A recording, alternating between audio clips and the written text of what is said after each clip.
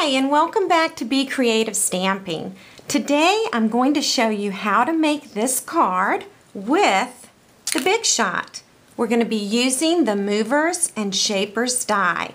So hang on one second, let me grab my Big Shot and I'll be right back. I'm using the Big Shot extra large die called the movers and shapers. And it's called that because this magnetic piece can be moved anywhere in this magnetic rectangular piece. But I already have it positioned just where we need it to make this card, so I don't want to move it. So we'll get started. You'll need a sheet of very vanilla cardstock, and it measures 4 by 10 3/4. And I'm going to lay it on top of the die, and I'm going to center it within the die. And then of course I have to make my sandwich, so I get out my top cutting piece and I put on top and I roll through. Now when it gets closer to this magnetic piece, of course the magnetic piece is right in here and we can't see it, but I have a pretty good idea of where it is. So I am going to roll a little bit and stop. And then I'm going to roll back the opposite way.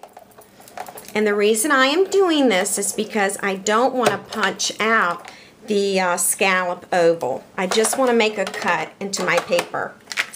So here you go. I'm not sure how well you can see that, but I'll move the Big Shot and I'll show you a better picture.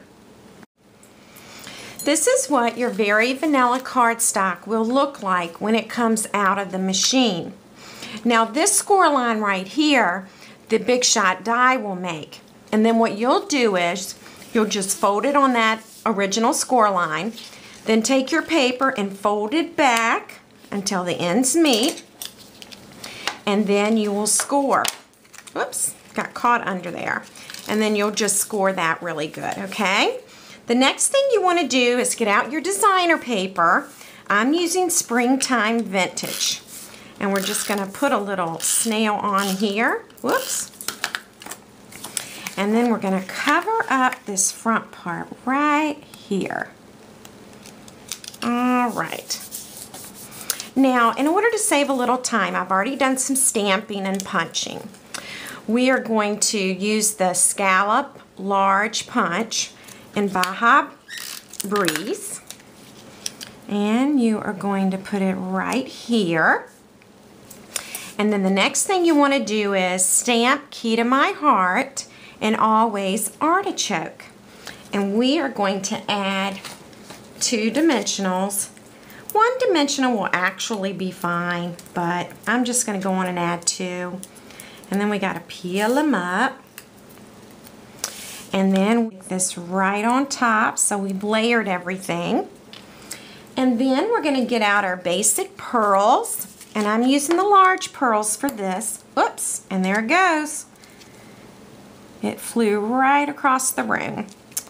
All right, and we'll put these pearls right along here. All right, the next thing we can stamp is our bird, and he is from Clearly For You. And I'm going to stamp him in black StazOn because I do want to color. I'm going to use my blender pen for coloring and my Baja Breeze ink pad. I'm going to squeeze the middle so that I can get some ink on the top part, or actually this would be the bottom part of the ink pad. I'm going to add some color with my blender pen, and then I am going to gently color in these sweet little birds. And they look really pretty in Baja Breeze. All right, one more little bird, and then we shall move on. Put a little more color there. All righty, now we'll move this out of the way. The next thing we're going to do is add Baja Breeze seam binding. So we're going to tie this around both parts. So we do that, and I am just going to tie a knot. On the first card that I made, that I showed you, I tied a bow, but a knot will work the same. And for time's sake, we'll do that instead. All right, the next thing we want to do is, and I'm going to come back and trim this, okay? The next thing we want to do is, we are going to put some mono adhesive tape right on the back of our Very Vanilla cardstock. And we're going to tape it to this Baja Breeze rectangle. And here we go. All right. Looks like I smeared that little guy. There we go. All righty. So I'm going to trim these off a little bit. There we go. And then I'm going to use some Very Vanilla seam binding.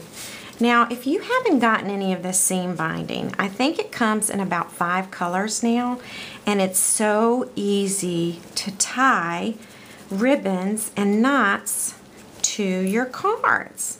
So you really need to give this a try because it's pretty awesome. Now I'm going to use some of my linen thread, and I have one of the trinket keys that's in the Occasions Mini. Whoops.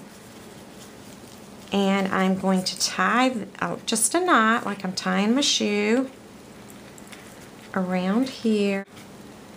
All right, I'm going to bring that key on the other side. Hope you can see that.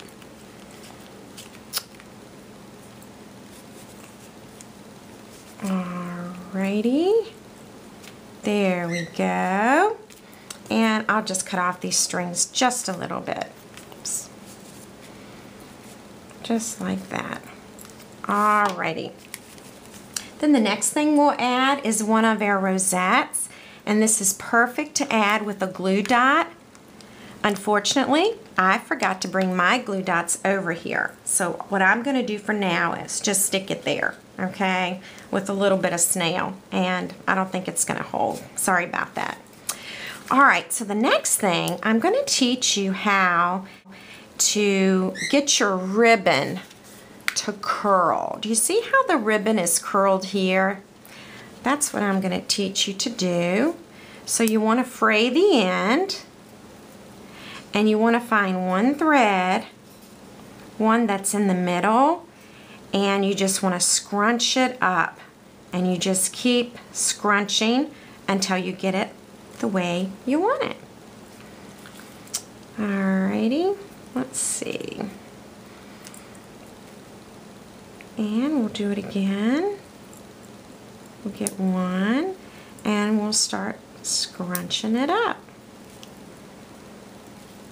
Alright.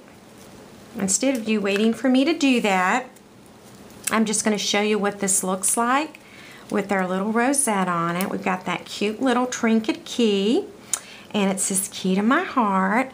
And now I'm going to show you the finished product. This is the first one that I showed you on the video today. And I hope you like this new kind of card. Thank you for buzzing by, and thanks for joining Be Creative Stamping. See you next time.